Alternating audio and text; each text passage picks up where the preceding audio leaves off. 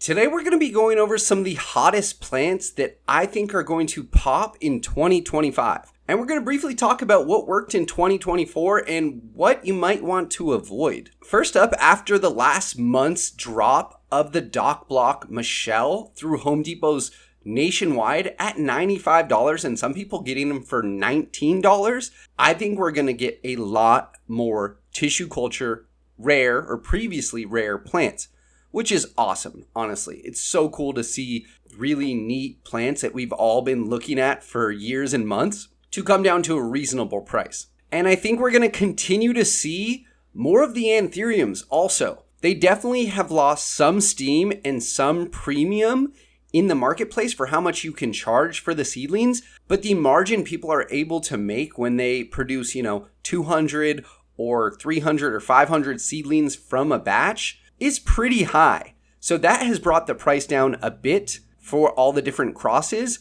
but because there's so many crosses, this is so pretty. I love the wide sinus Anthuriums. I think we're going to keep seeing more really neat, dark, weird veins, weird sinused Anthuriums, and there's almost infinite crosses you can make. So it's going to keep being like an infinite, Pokemon, gotta catch them all, because all those different Anthuriums can breed infinitely. But there will definitely be probably a saturation at some point. The King of Spades always catches my eye, and when this thing is huge, the King of Spades is a stunner. So I think the Anthuriums are going to keep being a great plant to chase in 2025, but be careful of saturation there. I think another one that's going to be hot, but again, be careful, is the Alocasia.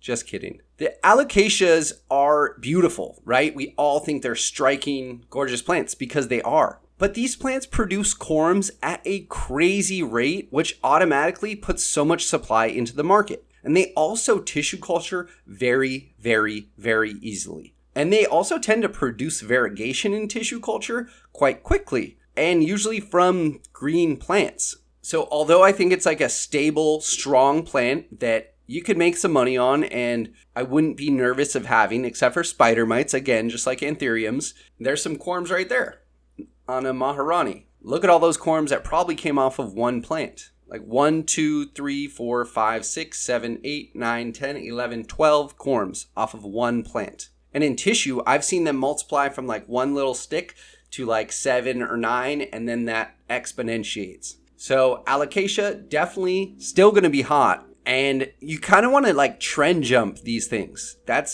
was one of my big lessons learned after selling a bunch of plants is don't go to like the newest thing right away. Like don't be the very first one, to see the show, but you might want to be in like the top 5. Definitely don't be at like 50 because the margin or the profit of that plant might fall out. But if you're the first one to buy the Devil Monstera at 40,000, you're going to get got, and then the 7th person is going to pay 17,000 or so. So be careful there, but I still think Alocasia is going to continue to be dominant. I think a plant family to be really careful with because it could be a falling knife and just a quick reminder, this week's video is sponsored by us, our products. This is our Gnat resistant Aroid mix, which is dropping soon on Amazon. You can get it on our website. It's 5 dry quarts and it contains BTI already. Simple Aroid mix, as cost effective as we could to bring it to you. And of course, you want to fertilize with the Leaf Lux. We sponsor these videos ourselves so we can bring you great content and great products. I promise you this stuff works.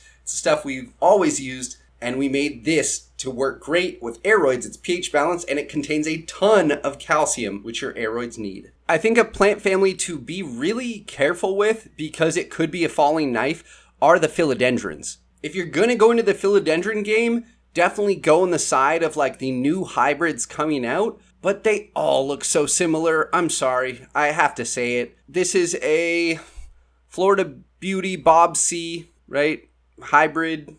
Variegated, but it looks like a golden dragon or it looks like a Florida Beauty a lot, and we've all kind of seen it. I'm sorry. So be careful with the variegated philodendrons. I don't know, I'm kind of sick of seeing it. I hate to say that, but it's true. Like the black billiete or biliate, really pretty, but how much are those? 1,000 still? Hopefully not. maybe $500. The black billet, yeah, it's really pretty. But if I were investing in plants, I'm not sure if that's where I would put my money, to be real. A Chertona, I don't even know what these plants are. That is quite pretty, I will say that. The combination of colors and variegation, it's something new. We haven't seen this before. We haven't cultivated it or had it much. So something like that, if you're going to go into philodendron and you really love them because they're so sturdy, so easy to take care of, such a thick cuticle on the leaf that just doesn't really get pests, check out the rarer philodendrons, but just be cautious with those ones. You know, there you go, Bob C, Florida Beauty. That's not getting me excited. I definitely feel like a brat for saying that, but it's real. Very pretty though. Now here's one that I think could be like that unicorn, buy low and like maybe capitalize on it, because I saw them at Home Depot recently.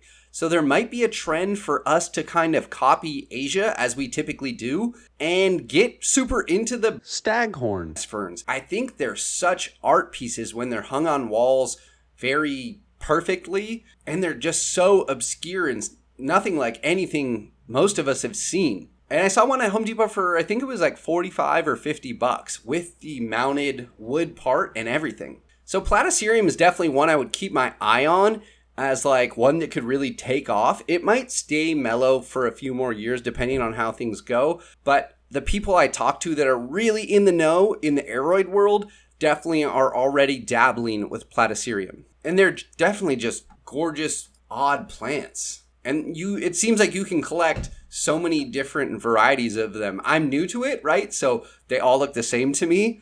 But I must admit, in the early 2017s, 18s, I definitely thought Tycons and Monstera albos look the same. So, ooh, this is cool. Look at it, looks like coral. Now that one looks different, but that's probably a very expensive plant, I assume. See, liked by Plant Drew. Andrew does all of the awesome Anthurium drawings and breaks out all the differences, so we know. And I believe he hand illustrates all of these. So shout out to him. He's on the platycerium kick also. This is how trends kind of develop. And keep your eyes and ears posted on the variegated Monstera. Now, I don't think like the Albo and the Tycon are going to take off. I would say hold on those and try and buy them cheaper and cheaper because they're going to keep getting cheaper.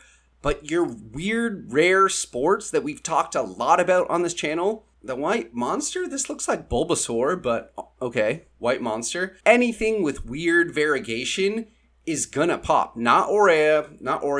I'm not saying that one. Or even the yellow Maryland, maybe. Aurea large form, that's essentially a yellow Maryland. But here you go, like a platinum or a legacy, these weird sort of rare cultivars of Monstera, these mutants. These things, I think, are going to take off in 2025. And I'm not the first one to say this. I'm kind of listening to what all the experts say and distilling that down and giving it to you. That's what people are chasing at the high ends of plant collecting right now. And again, it's what Asia's doing. And we really just copy Asia on a lot of trendy, cool shit that we do here in the US. Monstera mint, I think weird mints are going to be really cool. I love when they get the multi-patterning like Thrasher Sport of the Monstera mint, where you have so many different colors, but anything with high var and odd colors. Of course, the Devil Monster is going to continue to fetch high dollars. This should be Bulbasaur, Monstera White Monster large form. Huh, we got that wrong twice now. There's the Devil Monster from Florista Pearl, Yellow Maryland or Aurea, just big old Aurea. And also as a final one, check out Hoya. I don't know much about Hoya, so I'm not going to act like I'm an expert on Hoya. But if you're into Monstera and Aroids, get into Hoyas probably, because according to Palm Street